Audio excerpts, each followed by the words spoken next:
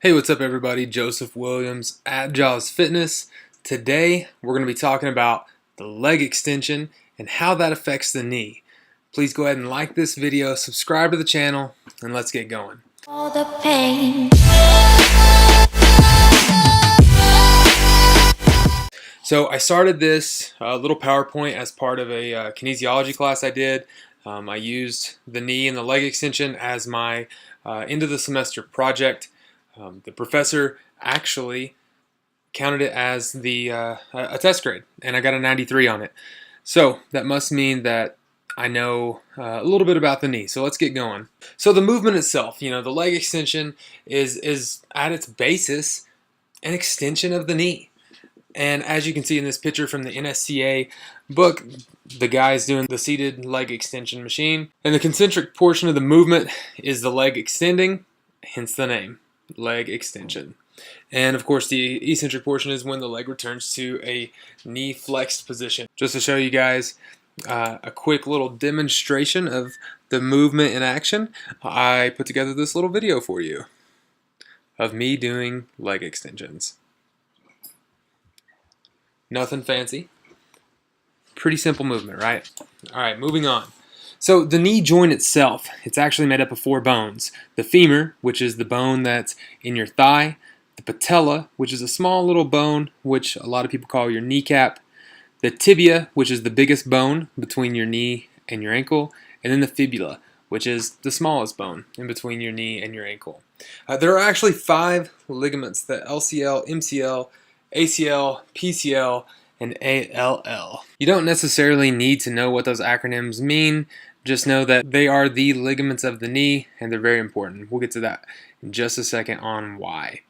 Also included some pictures to give you guys some details on where those ligaments are actually in the knee.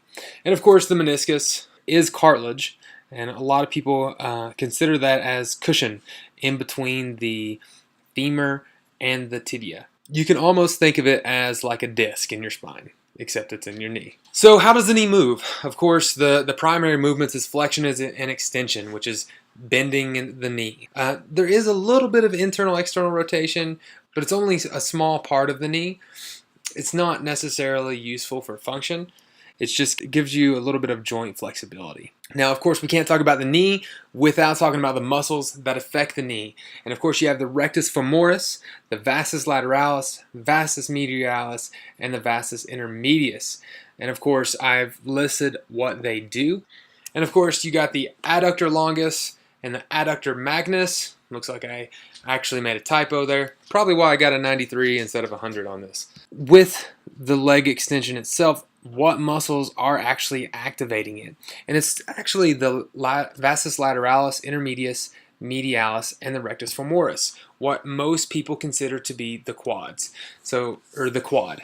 Just to give you an idea, there's the medialis, there's the lateralis, and here's the rectus femoris, the big one in the middle.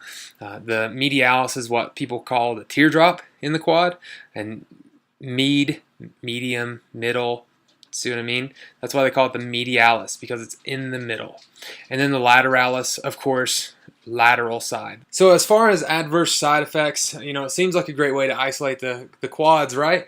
But you have to know, if you are doing extremely heavy weight with the seated, particularly the seated knee extension or leg extension machine, there can be some grinding, which of course could damage your ACL and even possibly your meniscus. What ends up happening, just to go backwards here, what ends up happening is there's a lot of pressure being put on your tibia. When you're putting that pressure on your tibia, sometimes you can lock your hips into place in that seated position.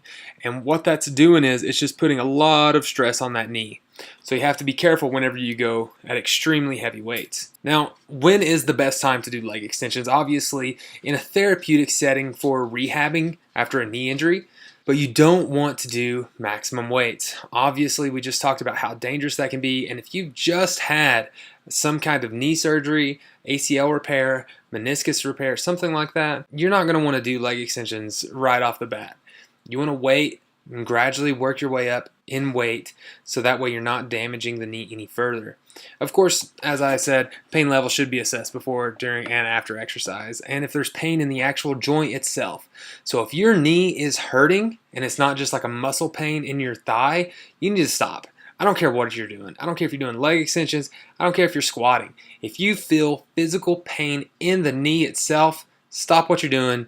Consult your physical therapist. So we can't talk about leg extensions without talking about occlusion.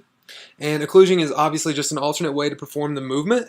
The reason that you have a decreased chance of injury with occlusion, and why I actually recommend it, is because you're not able to go as heavy with occlusion training. It cuts off the blood flow in the thigh itself. And when you're doing leg extensions at a lighter weight, it's still able to help the blood stay in the area and in that muscle, so that way your muscle is able to extract as many nutrients as possible. Of course, disclaimer, you should consult with an experienced professional before ever attempting. So should you do leg extensions? Well, obviously it depends.